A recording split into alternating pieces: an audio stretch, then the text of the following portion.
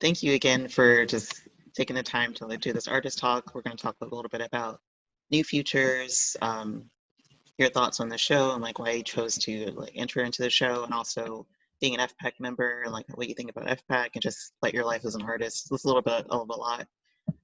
We only have about 40 minutes, unfortunately, so we may have to kind of go through everyone a little quickly, but kind of just want to like thank you all for taking the time to just I guess talk and like socialize. So I guess my first question would be, what brought you to the New Future show? Like, why did you all decide to apply and like submit your work? This is a question for anyone, whoever wants to jump in. Okay, I can answer that, Kevin O'Brien, because I'm looking for more exposure for my art to exhibit in this COVID-19 environment. And it is very difficult to find a place where you can actually exhibit. So I was very glad of this opportunity. I had a very similar reasoning as well. Also, I live in Cape Ann, and a lot of the venues here are very traditional. So I like to get my work into Boston since I'm more of a contemporary artist. And it just seemed right. There really wasn't a lot going on as well. But not only that, I like being at the Atlantic Wharf. So yeah. I'm a member of the National Association of Women Artists, and I was in another show in that venue, and it was well received. Yeah. And the title New Futures fit a couple of my pieces that I had recently finished, and so I thought it might be a good opportunity.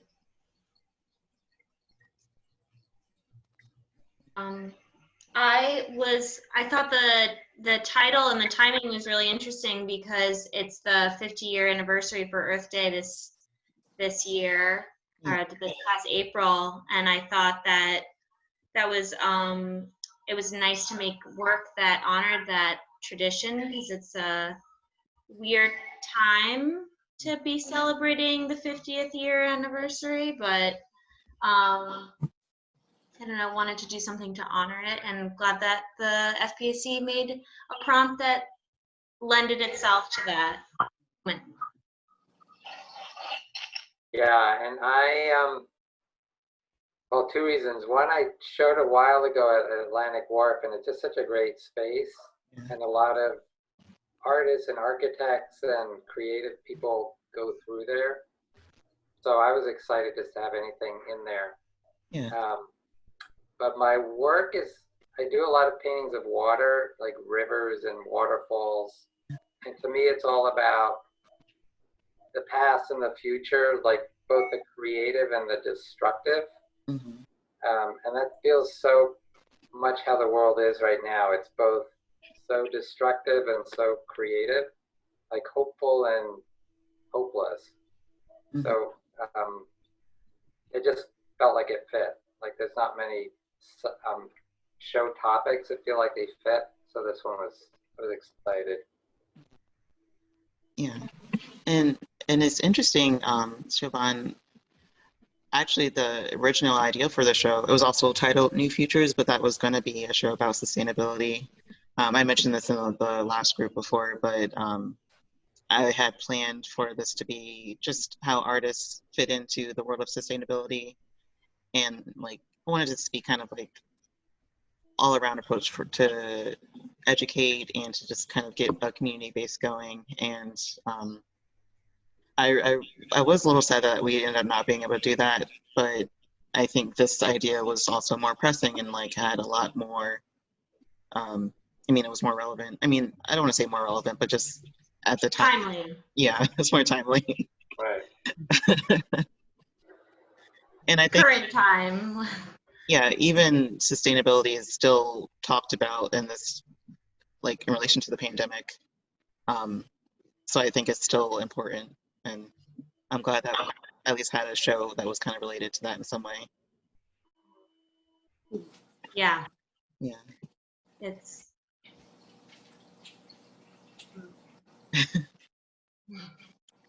It's been a lot. Yeah. It's been an interesting time. Yeah. Like, which topic? Sustainability, important. Really. No.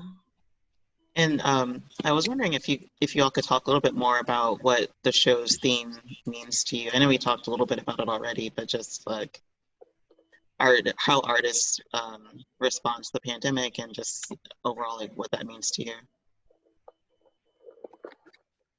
If I could just reiterate what Michael said, I'm Joan Appel, by the way. My last name is listed here as Nahigian. That's my legal name. Okay. My artist name is Appel, A-P-P-E-L. Anyway, just to speak to what Michael had said about hope and hopeless, the title New Futures said to me that the art should look forward. Mm-hmm. And my two pieces were involved with hope. One of them was titled The Light at the End of the Tunnel. Yeah. And the other one has to do with hands of many ethnicities holding.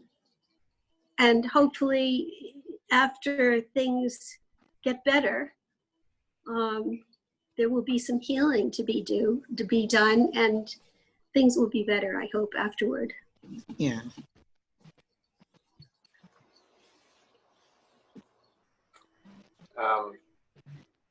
So I have my studio actually in the South End. I used to be in Fort Point and had to leave because of the building being shut down for artists. So I'm in a big building in the South End, and no one went into their studio. It was just me and two other people, and there's probably 40 or 50 artists. So it's been a very lonely time, the COVID in the studio. So the hope is like, and this is the first like material show, like real art in a show that I've even heard. I mean, there've been some starting up, but it kind of ties into the theme. Like Mm-hmm. the hope is putting art up, and I mean, it's sad to be on Zoom, but it's so much better than nothing at all. Yeah. So I was really impressed that you and everyone who got the actual work up and in there. Because even though there's probably very few people coming, it's still very exciting. Kimberly, you've done a marvelous job with this, really. And then putting together these talks is super, just super. Yeah. I'm sure installing a show under these conditions are a feat within themselves. So Yeah, it was a lot. A lot of things goes to like, of course, like all of you and Ian. He actually submitted some work too. He submitted these Lego birdhouses. They're really cute. oh, those are Ian's? Yeah, his and his. Oh, awesome.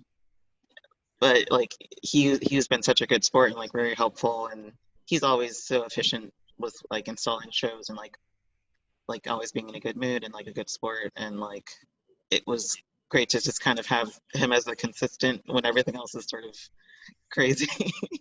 So I was sad that I couldn't invite people into the building, but it was sort of based on the Atlantic Wharf's protocols and like myself wanting to keep the artists safe. So that was like the one thing that was sort of sad about just installing, but I was really glad that it worked as smoothly as possible. Oh, I think you did an amazing job. How long have each of you been practicing as an artist, and also how long have you been part of the 4 Point Arts community? Okay, so I've been an artist since 1970s, and I got a Bachelor of Fine Arts in painting. I studied with John Grillo, who was a famous artist, who was an abstract expressionist, and he himself studied with Hans Hofmann, who created the abstract expressionist movement, helped create the abstract expressionist movement. And so, and I'm an expressionist. So I go back, to a long line of expressionists with that, And I joined like a dozen years ago here because I wanted to get some exposure in Boston without a lot of formal structure that was required. Mhm. And how long have you been an FPAC member? I'm sorry? How long have you been an FPAC member at I mentioned a dozen years. Oh, nice. Yeah. What brought you to FPAC? Yeah, so I wanted to exhibit in Boston. Oh, okay. And I wanted to have, I didn't want a lot of rigmarole involved with, I just wanted to exhibit my art because that's one of the main things that I think an artist does is exhibit their art, especially when you get to an advanced stage. You just want to exhibit, Yeah. That's awesome. And the same questions go for everyone. I've been making art for about 7 years. I started out making wearable art when I moved here to Gloucester about 10 years ago, I guess. I started taking lots of classes and got more involved and really had time to work on my artwork. So I started with wearable, and then around in 2016, I really got serious and started exhibiting my work. Wow. So I guess I'm kind of new. What caused you to be more serious? Oh, I was just enjoying it so much. I always had to do something creative. Before I started artwork, had a staging company, home staging. I love interior design. And so I did that for about 7 years. And when I stopped that, I just needed another outlet. Mm-hmm. And art became it, painting primarily. But I do everything, not just 2D. That's one of my problems, I guess. I just can't focus on one area. I like to do everything. Oh, I think that's a great problem to have. Anyway. And I've been a member for about a year. Oh, I think. oh yeah. Right, Kimberly? I think you checked my due date or whatever. So anyway, about a year, I think. You were part of NAWA also, right? Yes. Yeah. Yep. Yeah. I was in that last show with Joan. Yeah. So.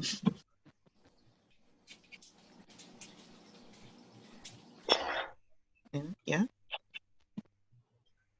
I've been painting seriously about 40 years.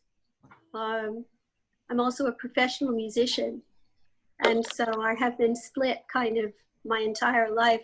But somewhere around 40 years ago, I decided I needed some education and got it for my art. I've been an FPAC member for a year. Oh, what type of music do you do? Well, right at the moment, I'm a church musician, and for a retirement center, I play piano and organ, and we're back to having Zoom meetings for Sundays, which is good. And I teach piano in my own, it used to be in my own studio, but now it's, virtual. Yeah. Make believe. Doesn't feel real. Is it difficult, Joan, doing it that way? It is very hard because it's very hard. It's very different, than having a person right in front of you so you can correct their hand position and things like that, if that's what you were referring to. Yeah. I don't like it. Getting the lens right is hard because you want it to be high. Yeah. Sorry, I interrupted you. But the little children, know how to do it better than I do because they've been doing all their schoolwork that way for the last 5 months. Right. Poor kid. I'll get it. I'm just, it'll take me a little while. It's so new. I feel like there's no rush. It's been such a shock to everyone's system. I think take as much time as you need. The Yeah. technology that has developed has been rather interesting. You know, from a musician's point of view, I've been so amazed to see the musical compositions that have been put together, orchestras and choruses and so on, from musicians all over the world with their earphones, you know, and they're all performing in sync. It is just amazing, just amazing. Mm. Yeah. Wow.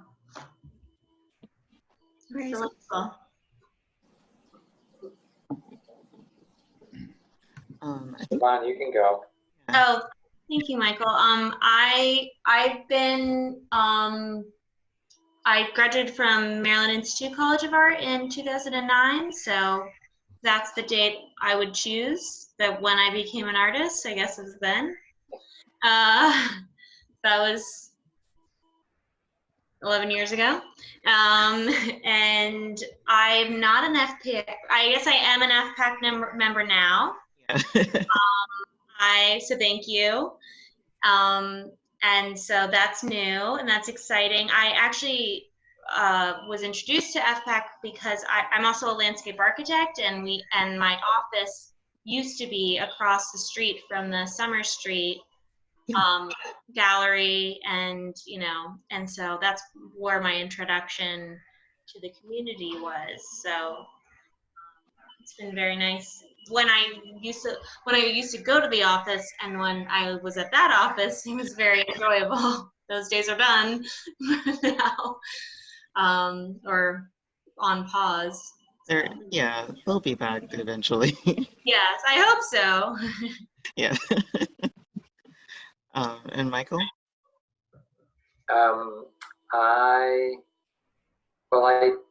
When I moved to Boston, it was like in the 90s. I came to Fort Point. Rent was super cheap. And I was there until they started all the renovations.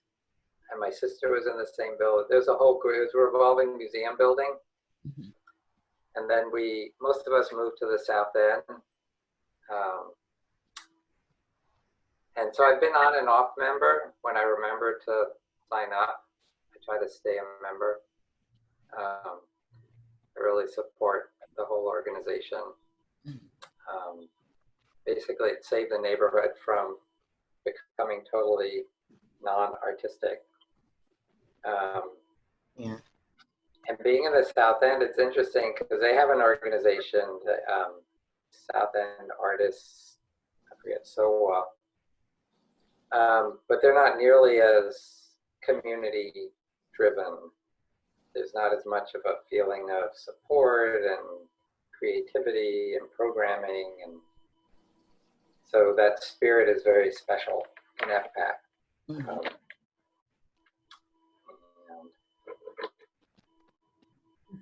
I'm glad for that. I think that's really great to hear. Sorry, I got a notification that we have about 10 minutes. I'm going to see if I can try to upgrade it, unless we need more time. But I can move on to the next question. Actually, I didn't send this to you, but I've asked this to the last group. What do you feel like, or what do you hope to happen with art in Boston, and how do you feel like that art in Boston is being developed, or it has developed so far? I think that could be the last question actually. I'll go first this time. I teach middle school in Dorchester. It's a charter school. I've been there a long time. I teach art. But it goes through high school, and a lot of our kids eventually, we get quite a few that go to Mass Art or a lot of the community schools, and they're starting to be artists in Boston. So to me, the hope of the future is definitely kids coming out of city schools, the public schools, being the voice of the artists in the city, or finding a place. Like in my building of so many artists, there are no kids of color or minority or low income. So it's definitely a big shift that I hope is more intentional. Agreed. Yeah, I agree with that. So I have a more selfish motive for the future for art, and that is that, we as artists will be able to expose our art, to a broader community. And since that's why we're doing art in the first place, it's a struggle, it's a battle to get any exposure of your art and your painting to even to the art world. The art world is very closed, and so all these, it's a buddy system, so all these buddies let other buddies in, and and help them get exposure, so I'd like to be able to get much more exposure to my art, to serious, art outlets, rather than just keeping it to myself in my cellar or something. No, I don't think that's selfish. I mean, that's just what you have work and you want to get it out there. Like, I don't feel like that's really a selfish thing. I mean, it's more of a self-focus, to that same thing. Kevin, I didn't really understand what you meant about buddy. Do you mean that's a good thing if you know people, they help you out, or if it's kind of cliquey that you feel like? Yeah, exclusive, clicky, exclusive. Do most of you feel that way? I don't really feel like that. I mean, I'm talking about on the highest levels, where you can sell your art for money. Oh, the high-end galleries? Like that. What? Like the high-end galleries. Yeah. Well, the art establishment where you can actually sell your art and make money. Yeah. Mm-hmm. It seems like typical in the high-end art field, it's kind of who you know. It's brutally like that. So you can starve to death as an artist and die on the street, and no matter what your art is like, So yeah, that's just my feeling. Hopefully, we can change that. Yeah, that's what I'm saying. That's what I want to change. Yeah, this would be good. Yeah. Anyone else? Well, we have less than 5 minutes, but if we do need more time, I can try to upgrade.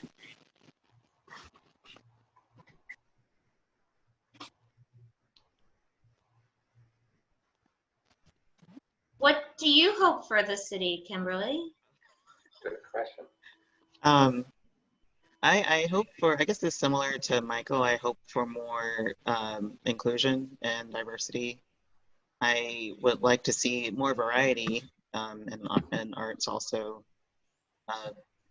Donna knows this, but I do a lot of virtual art, so I do animation and video and sound, and I haven't had a moment to really touch it at all.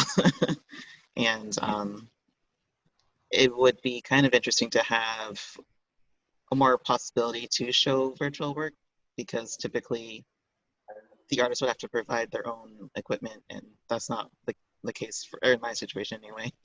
So I more diversity in terms of minorities, queer artists, just like low-income artists, like more diversity in that sense, and also just like more opportunities for like different types of medium. I like the idea of a lot of online galleries popping up.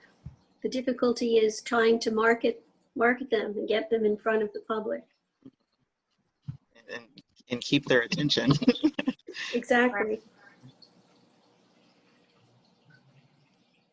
Well, I will say that just an announcement, we are doing open studios. It's going to be virtual this year, but we'll have it so that each member has their own members page, so they can have a studio tour, or like they can do a demo or something of the sort. And they can also have their own, we'll try to figure out a way to like have an online shop, or like have a link to your own online page. You can sell work that way. Open studios will be in October from I believe the 16th to the 18th. And there are a bunch of emails going out, but I can send an update to you all too and just give out more information about that. I really, if you haven't applied already, I really recommend that you apply because it'll be really fun, and we're doing the best we can to like keep this going despite circumstances. There'll be links to our websites. Yeah. I think a lot of people have ways to sell their art on their websites, or will have eventually as they move in their progression as an artist, because otherwise they would not have been involved in being compensated for that, So. We hope we can kind of evolve with technology as long as it kind of progresses. There's a lot changing, but we're doing our best to kind of keep up with it. Thank you for trying, and you're doing a great job. Thanks, Kimberly. Yeah, thank you. And I guess we're running out of time. If no one else wants to speak, thank you again for taking the time. I know it was very brief. It was shorter than I expected, but I'm really excited for the show, and just I'm really happy that you all could participate in the show and just braved out like doing the install, and I can't thank you enough. Like it's when this show wouldn't happen without all of you, so I'm really glad for that. Thank you. It was great. We all appreciate it. Thanks, Kimberly. Thank you.